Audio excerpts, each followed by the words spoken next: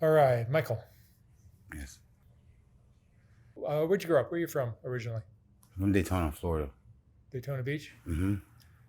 Tell me about your family. You had both your parents when you were a kid. Yeah, I had my mother and this guy we thought was my father was there. My mother's boyfriend. Um, he was in the house as well. So but he did kind of like nothing. My mom really raised me and my sister. How would you describe your childhood? A little rocky, a little rough. Coming out dealing with drugs, alcohol, abuse. Um, you know, uh, this guy, my mother's boyfriend, used to come and molest me and my sister. You know, as little kids. When did that go on? What age were you? I was about 12. My sister was 13.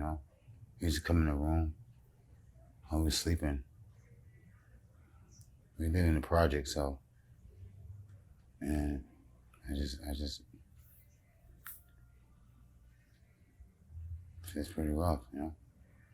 As a little child, I thought I was okay. You didn't say anything to your mom or anybody? No, not for a while. But she eventually found out after I just got tired of it. I grew up, I just got tired of it. I used to wet the bed, and um, that was a part of a big problem. And what kind of kid were you in high school? Um, I was, you know, uh, I was a little outspoken. A lot of fighting. Um, you know, uh, Barely was going to school because I'd rather stay and get high. Smoking crack and weed back then, and drinking a lot. What age did the drinking and crack start for you?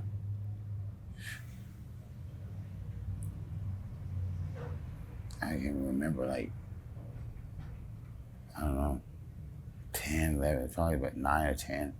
I was young. Was that a product of the neighborhood, or is it just what you were going through, or both? It was both. It was Both. both. And living in the projects, everything is like there for you. Right. Um, yeah. So I just thought it was cool to hang out with the bigger, older guys. Drinking and stuff, and I feel it was making me feel like a man. Like a little boy, making like a man. Drinking a lot. But drinking make you feel tough. So it was just a big part. Did you make it through high school? Barely. Um, I went to summer school every year. Um, and school was just nothing really. It was just something to get up to go hang out with the people, hang out with the kids. Just hang out with people. It was a big hangout. Um, and then hooking up later after school. Who could we go out and get high with? Who could we drink with afterwards? So I yeah, fuck about school. School was just fucked up. Yeah. And after you were done with school, what'd you do with your life?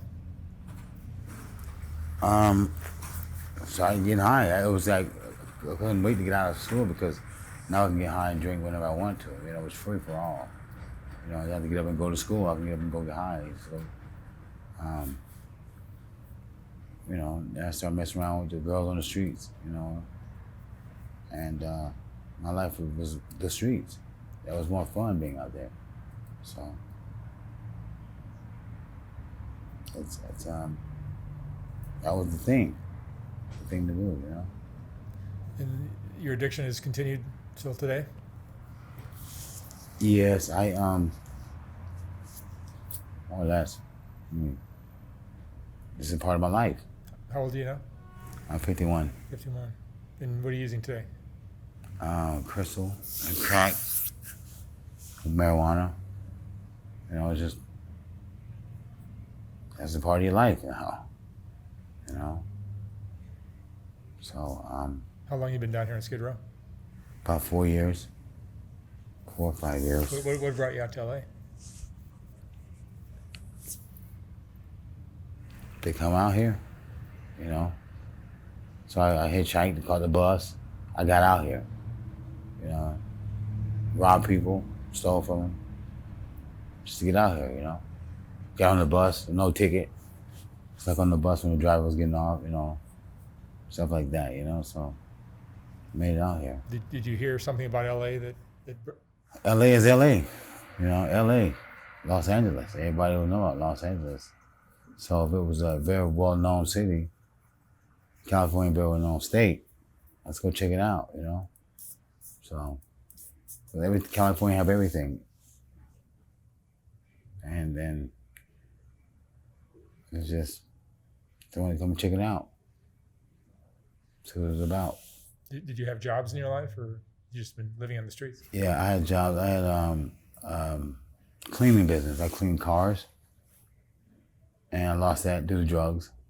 You know, that was my detailing a car was the thing, so I could make them quick, fast money. You know, and you know, use the money high. It's just I must have been over $1 million was getting high, man, in my lifetime. All my painting, all my money went. So that's my life, you know. Bitches and hoes and drinking and that's just part of my life. It's free. I mean, it's fun, you know. Getting high is a thing. No worries. Yeah. So your life today, you have very little responsibility. Yes, none. I'm only responsible for where I'm going to get my next hit. And I'm responsible for myself to do what I want and when I want to do it. You know, what I'm well pleased to do. How do you support yourself today? Buying and selling anything, you know, dope, anything. With some dope. Just hustling. Yeah, hustling. Do you have kids? Yes, I have two daughters.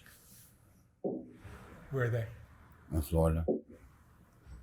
Mom had nothing to do with me because, you know, I'm a deadbeat dad. Just deadbeat dad. Don't have no worries, no cares about nothing. Just it's just me. I just care about me. That's it. What regrets do you have? The regrets I have is using. Using. That's it. Just, you know, picking that first drink up, picking that first dope up, you know. That's my regrets. Other than that, fuck them. I don't have no regrets. I don't have regrets for nothing.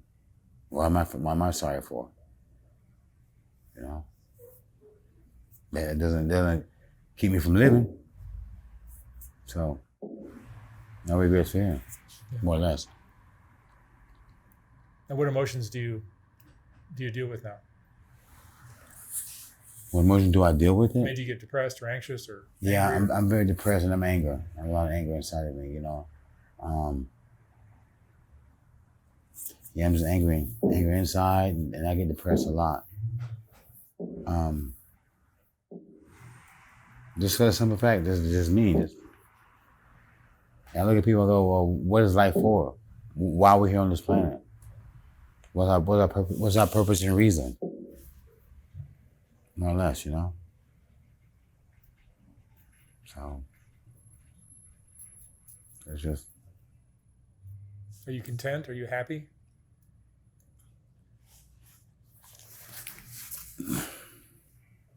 I must be. I continue on doing it, you know? It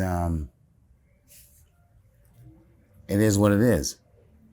You know, it is what it is, and I wouldn't necessarily say happy. I'll just say, I mean, I'm not happy or content. I would very much so say, I'm just going along with the motions. Do you have friends? You can call them friends if you want to call them friends. People out here, they're not friends. They come and want to hang out with you and steal your shit. You know, that's not a friend. I haven't had a friend in a long time. I haven't had a friend in a long time. So, fuck them. I don't have no friends. That's how I look at it. You been in love before? Have I beat up my friends before? Have you been in love before? Have I been in love before? Once, once, I would say. But bitch thought I was cheating on her. And so I was cheating on her, and then she gave me a STD. So other than that, man, I just, I guess she got mad because I started messing around with guys. Started doing gay porn. Oh well, I paid the bills, got me high. That's it. Yeah. So sometimes there's a big market for guys, for other guys out here. Oh yeah. And get on the website Rooster. I mean, Adam for Adam. I'm Rooster. Because I tell myself, because this cock can do the do. Yeah, you can make money that way. Yeah. Yeah, I know. That's sex sells, especially when you're over large, you know. But it has its problems. It has its good and its bads. All in all, that's.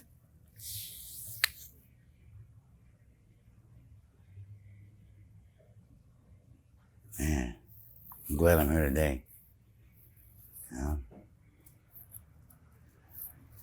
I'm just glad I'm here today. Just to be alive, to be able to say I made it, you know? If you were to point a finger at what put you on this path and put you here today, what would you say it is? I would say finding out who my dad was not my real dad, who I thought was my dad. I would say that got me going. Other than that, guess I'm right where I'm supposed to be.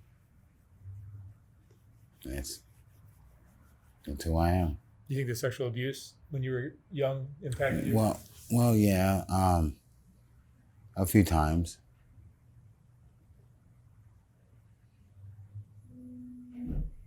A few times.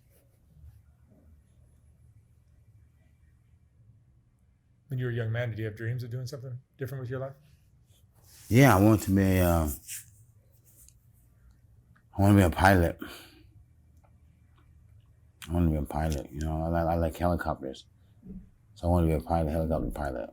But unfortunately, I guess I'm grounded. So I'm just waiting to see what happens, you know. Every time I say I want to do something, I don't get it done. I'm always being distracted by people. And that's it, you know. Yeah. You think you'll be down here the rest of your life? I don't know. Well, I can, because it's free. Living on the streets, have no worries in the world. Nothing stopping you. Nothing stopping me, you know. And you can do what you want to do. Get who you want to get, fuck who you want to fuck. Do what you want to do. That's how I look at it. But being down here for the rest of my life, I don't know. Excuse me. You know, I wouldn't know. What do you think people that have no experience with the streets don't understand about this lifestyle? No, they wouldn't understand. They wouldn't understand because it living on the streets. This is the roughest I've ever been. Rough places I've ever been was right here. And people living on the streets, it's that who is not living on the streets, they won't understand it. Won't get the concept of it, of how we live, how we survive, what we do. You know, I have to get up in the morning time. You know, what about that next hit? You know, I gotta go out and hustle. I gotta go out and do this, do something. You know. And then it's addictive on top of it, right? Mm-hmm. Not the drugs so much, but just the lifestyle. Yeah. What would you say is the most important lesson you've learned in your life?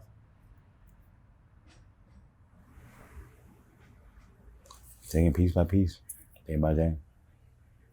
Being out here is serious out here, you know. Just try to take care of those things, and it should be all right.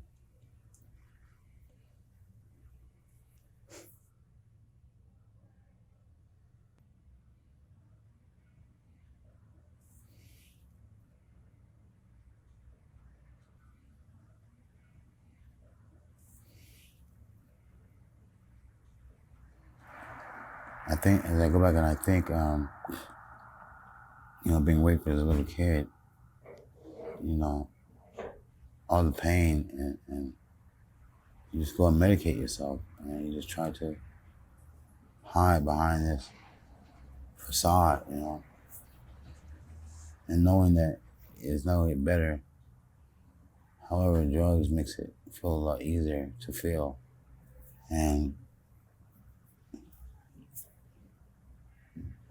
it's a bad thing. And I sit back today and I look at, like, I don't want to do that to my kids. Well, we wasn't none of his kids. But just a thought that at first it took us a while to sleep normally, My mom's in another room. And we tried to tell her, but she didn't want to hear it. So I just started staying out, being more rebellious. Because nobody should have to grow up there like that. No kid should have to grow up and be worried about trying to go to sleep and then you can't go to sleep because the dad was all over it. Yeah.